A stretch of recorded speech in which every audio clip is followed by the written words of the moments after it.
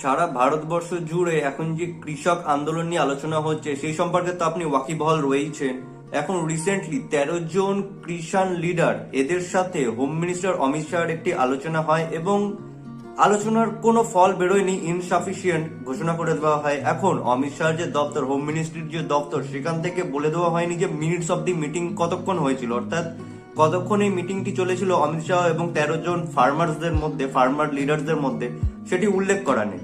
তো এখন ফার্মার্সরা সেখান থেকে বেরিয়ে এসে কি কি বলেছেন এবং তাদের ডিমান্ড কি, যার জন্য কিনা এই মিটিংটি ইনসাফিসিয়েন্ট, অর্থাৎ ফার্মার্সদের দাবি ছিল যে অমিত শাহ ইয়েস অথবা নো এইভাবে উত্তর দেবেন, মিডিল ভাবে কোনো উত্তর দেওয়া যাবে না। তো আজকের ভিডিওতে এই নিয়ে আলোচনা করবো কি দাবি দেওয়া ছিল এবং কি কি দাবি মানা যেতে পারে এবং কি কি দাবি মানা একেবারেই যেতে পারে না।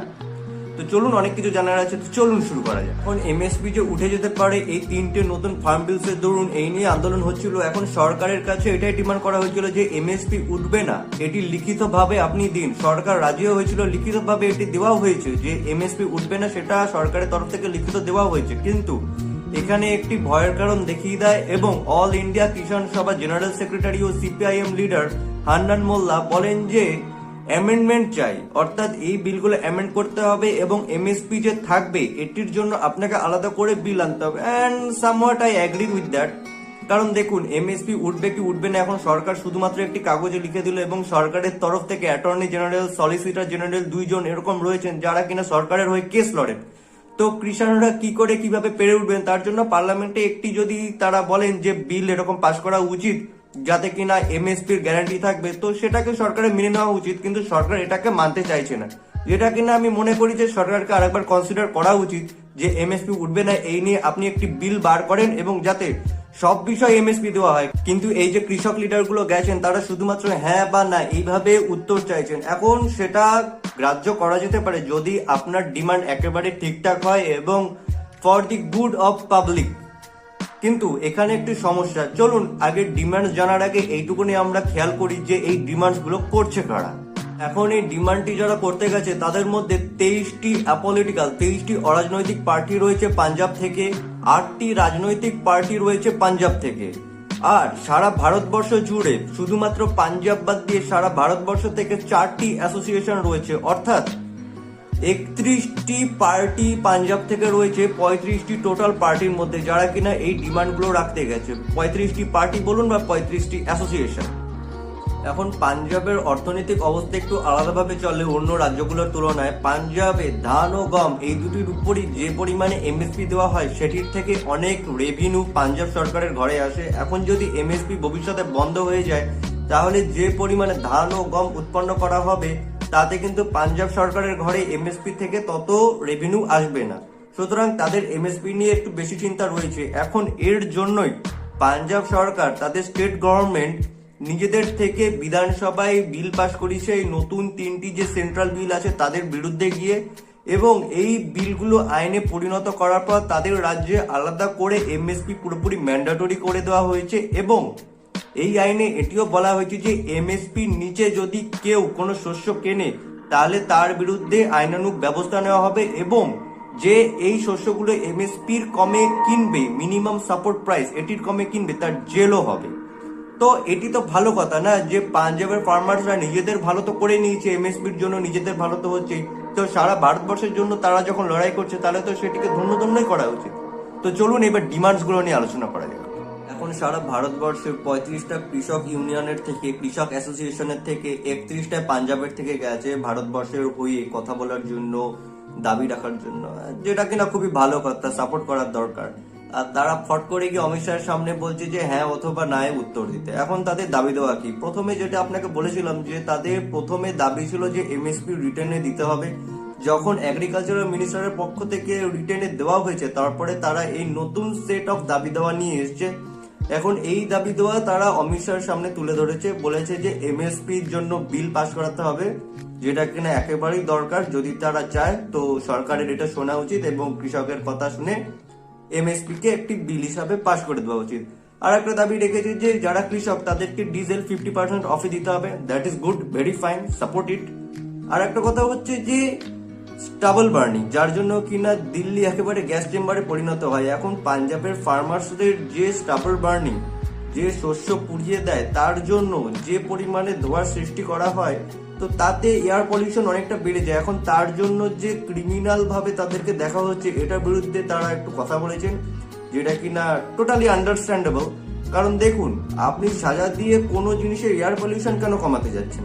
সেটার জন্য আপনি কোনো সলিউশন আনুন। যে পোড়াচ্ছে তাকে তো বাধ্য হয়ে পোড়াতে হচ্ছে না, স্টাবল বার্নিং তো তাকে বাধ্য হয়ে করাতে হচ্ছে। তার কি দরকার তার এলাকার ক্ষতি করার জন্য?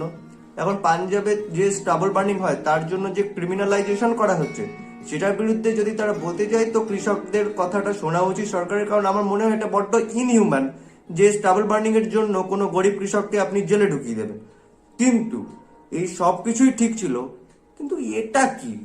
8 নম্বর পয়েন্টটা আপনি একবার ভালো করে দেখুন তো। 8 নম্বর পয়েন্টে বলা হচ্ছে যে সিএ প্রোটেস্টর যারা কিনা গণতন্ত্রের রক্ষক, তাদেরকে আনকন্ডিশনাল মুক্তি দিতে, নিঃশর্ত মুক্তি দিতে। আর কেন ভাই? মানে আমি ঠিক বুঝলাম না, এটা তো কৃষক আন্দোলন চলছিল না, নাকি শাহিনবাগ আন্দোলন চলছিল? আমার কিছুক্ষণের জন্য তো পুরো গুলিয়ে গেল। আপনার সিএ নিয়ে যা মতামত থাকুক থাকুক, এটা কৃষক আন্দোলনের সাথে সিএ কি করে লিঙ্ক হয়ে গেল? আবার হিউম্যান রাইটস ডে, সেদিন কৃষক আন্দোলনে যারা সমর্থনে ছিল, তারা এইসব লোকেদের ছবি নিয়ে দাঁড়িয়ে পড়েছে, যাদের কিনা ইউএপি এর আন্ডারে অ্যারেস্ট করে দেওয়া হচ্ছে, জেলে ঢুকিয়ে দেওয়া হচ্ছে। মানে আমি এটা ঠিক বুঝলাম না যে কৃষক আন্দোলন হচ্ছে নাকি শাহিনবাগ আন্দোলন চলছে। অর্থাৎ কৃষক ইউনিয়নের নেতারা গেছেন, কৃষক লিডার্স তারা গেছেন, তারা গিয়ে দাবি দেওয়া রাখছেন যে এই কৃষক আন্দোলনের জন্য তাদের কি করতে হবে, সিএ প্রোটেস্টরদের মুক্তি দিতে হবে। এবং এইসব টার্মও ব্যবহার করা হচ্ছে যে পোয়েট, অ্যাক্টিভিস্ট, স্টুডেন্ট অ্যাক্টিভিস্ট, এদেরকে নিঃশর্ত মুক্তি দিতে হবে। আমি এটা একেবারেই হজম করতে পারলাম না যে কৃষক আন্দোলনের সাথে আপনি সিটিজেনশিপ অ্যামেন্ডমেন্ট অ্যাক্ট এটি কি করে জুড়ে দিতে পারছেন। এখন আমি মনে করি যারা এই কৃষক লিডার্স, তারা অ্যাকচুয়ালি কৃষকদের ভালো করার জন্য কিছু ভাবছেন না, কিন্তু পাঞ্জাব আর হরিয়ানা এই দুটো জায়গা থেকে এরকম দাবি দেওয়া আসছে। কারণ এখন আমি সবসময় কৃষক আর খালিস্তানের একটি মুভমেন্ট জুড়ে যেতে একেবারেই পছন্দ করি না, কারণ এটা আমার সত্যি ভালো লাগে না। কিন্তু এটা ফ্যাক্ট যে এসএফজে, পাকিস্তানি ব্যাকড একটি গ্রুপ এসএফজে, যারা কিনা খালিস্তানি মুভমেন্টকে খুব বেশি বাড়িয়ে তুলতে যায়, তারা পাঞ্জাব ও হরিয়ানা 12,000টি গ্রামকে টার্গেট করেছে এবং মাথা পিছু 3,500 টাকা করে দেওয়া হবে তাদেরকে, যারা কিনা খালিস্তানি এই মুভমেন্টটাকে কৃষক আন্দোলনের মাধ্যমে তুলে ধরতে পারবেন। আর এটুকুনিও বলা হয়েছে যে $1 মিলিয়ন মার্কিন এই প্রোটেস্টের জন্য খরচা করা হবে। Coming back to the demands of the farmers, এখন এখানে বলা হয়েছে যে অ্যাক্টিভিস্ট মানে কে? শারজিল ইমাম। কার কথা বলছো? যে কিনা বলেছে যে সিকিমকে আলাদা করে দিতে, চিকেন নেক হিসাবে কেটে দিতে, ভারতের থেকে বিচ্ছিন্ন করে দিতে, না হলে নাকি ভারত সরকার তাদের কথা শুনবে না, এরকম একটি লোককে। পোয়েট বাড়া রাও, যে কিনা বিবেকানন্দকে খুল্লা বলে কিনা ফ্যাসিস্ট, যে কিনা সিআরপিএফ জওয়ানদের যখন মাওবাদীরা হত্যা করে দেয় জঙ্গলমহল টাইপ এরিয়ায়, তখন সেটাকে সাপোর্ট করে এবং বলে যে দুই দিক থেকেই হিংসা হয়েছে। তো এইসব লোকের জন্য যদি কেউ ডিমান্ড রাখে, তো সেটাকে তো সাপোর্ট করা যায় না। আর একজন মহিলা রয়েছে সুধা ভারদ্বাজ, এ কিনা হিংসাত্মক ঘটনায় জড়িত ছিল বলে সুপ্রিম কোর্টও একে বেল দিতে রিফিউজ করে দিয়েছে। ভাই, কাদের জন্য তোমরা প্ল্যাকার্ড তুলে ধরে রয়েছো? আর সব থেকে তো দুঃখজনক ব্যাপার এটাই হলো যে ফার্মার্সদের যে প্রোটেস্ট, সেটির সাথে আপনি সিএ এর প্রোটেস্টে মিল খাইয়ে দিলেন। অর্থাৎ ফার্মার প্রোটেস্ট সাপোর্ট করার যে মোটিভ ছিল, সেটা তো অনেক ক্ষেত্রেই তো ডাউন হয়ে গেল না। একটা সাধারণ মানুষ দুটোর মধ্যে কেন লিঙ্ক করতে যাবে? আপনি ফার্মার্স, আপনার ফার্মার প্রোটেস্টটাকেই সাপোর্ট করা হবে। সিএ এর প্রোটেস্ট দুটো আলাদা জিনিস। দুটোকে আপনি যখন লিঙ্ক করে দিলেন, একটা সাধারণ মানুষ ভাববে যে এটা করছেটা কি। নাও মুভিং অন, একজন কৃষক নেতা রয়েছেন দর্শন পাল। তিনি কে? তিনি একজন কৃষক নেতা যিনি কিনা মিডিয়ার সামনে এবং সরকারের সামনে কৃষকের হয়ে পক্ষ তুলে ধরছেন। তিনি ছিলেন PDFI, Peoples Democratic Front of India, এটির ফাউন্ডার। এখন পিডিএফআই কি? এটি একটি মাওয়িস্ট গ্রুপ। হ্যাঁ, মাওয়িস্ট গ্রুপ, মাওবাদী সমবাদী একটি গ্রুপ ছিল, যারা কিনা কৃষকদের হয়ে কথা বলতো, কৃষকদের হয়ে নানা কার্যকলাপও করছে, অফিসিয়ালি আনঅফিসিয়ালি। এখন এটির আরেকজন ফাউন্ডিং ফাদার কে ছিলেন?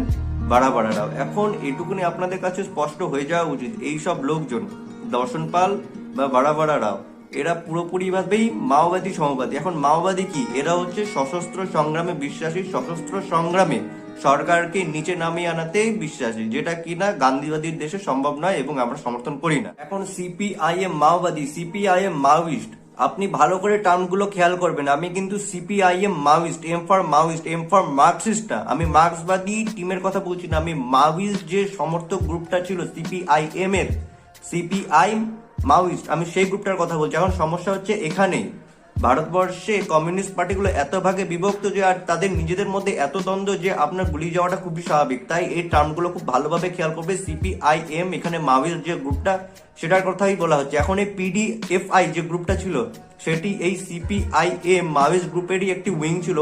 আর এই সিপিআইএম মাওয়িস্ট গ্রুপটাকে কংগ্রেস পার্টি 2009 সালে ব্যান করে দিয়েছিল, কারণ তারা মাওবাদী গতিবিধিকে সমর্থন করতো তাই। এখন আপনি যদি খেয়াল করেন, পাঞ্জাবের থেকে যে 8টি পলিটিক্যাল পার্টি আন্দোলন করছে এবং দাবি দাওয়া তুলে ধরছে, তার মধ্যে কিন্তু প্রথম 6টি কমিউনিস্ট পার্টির অন্তর্গত। এটি কিছু একটি তো মেসেজ দেয় না। মুভিং অন, হিপোক্রেসির এখানে শেষ নয়। কংগ্রেস পার্টি, আমাদের যে কংগ্রেস পার্টিটা রয়েছে ন্যাশনাল পার্টি, তারা প্রতি বছরই যেসব ভোট হয় সেখানে, যখনই পার্লামেন্টারি ভোট হয় তখন সেখানে তাদের ম্যানিফেস্টোতে থাকে যে এমএসপি সরিয়ে দেবে এবং প্রাইভেট প্লেয়ারদের ইন্ট্রোডিউস করাবে, এটা তাদের ম্যানিফেস্টোতে থাকে। এবার দেখুন, 2013-তে কপিল সিব্বাল একটি লম্বা চওড়া স্পিচ দিয়েছিলেন, আপনি ডেসক্রিপশন বক্সে পেয়ে যাবেন তার স্পিচ কি, এমএসপি কে সাপোর্ট না করে এমএসপি কে ধূলিসাৎ করার জন্য তার যে স্পিচ। এবং সেই সময় 2013-তে বিজেপি আবার এটি বিরোধিতা করেছিল, বলেছিল যে এমএসপির খুবই দরকার। এখন এটি বুঝতে পারি আমরা যে বিজেপি আর কংগ্রেস তারা চাষিদের ভালো চাওয়ার চেয়ে তাদের নিয়ে পলিটিক্স খেলতে বেশি আগ্রহী। কিন্তু সমস্যা হচ্ছে যে ভারতীয় কিষাণ ইউনিয়ন বিএইচইউ এটি কোন পলিটিক্যাল পার্টি? কারণ তারা 2008-এ এমএসপি উঠিয়ে দিয়ে প্রাইভেট প্লেয়ারদের ইন্ট্রোডিউস করার জন্য নানা আন্দোলন করেছিল এবং 2012, 13, 14, 16, 18 এই সময় তারা নানা টুইটের মাধ্যমে মোদির বিরুদ্ধে নানা বিষোদগার করছিল। এখন 2020-তে যখন এমএসপি উঠিয়ে দিয়ে প্রাইভেট প্লেয়ারকে ইন্ট্রোডিউস করানো হলো, 2008-এর থেকে তাদের যে দাবি দেওয়া ছিল সেটিকে মেনে নেওয়া হলো, এখন সেটি বিরোধ করছে। মানে ভারতীয় কিষাণ ইউনিয়ন তো কিষানদের জন্য, নাকি এটি একটি পলিটিক্যাল পার্টি? এখন গতিবিধি দেখে মনে হচ্ছে যে এটি একটি পলিটিক্যাল পার্টি। এখন আপনি নিশ্চয়ই এই জিনিসটি খেয়াল করেছেন যে ভারতবর্ষে পেট্রোল ও ডিজেলের দাম আবার হুট করে বেড়েছে।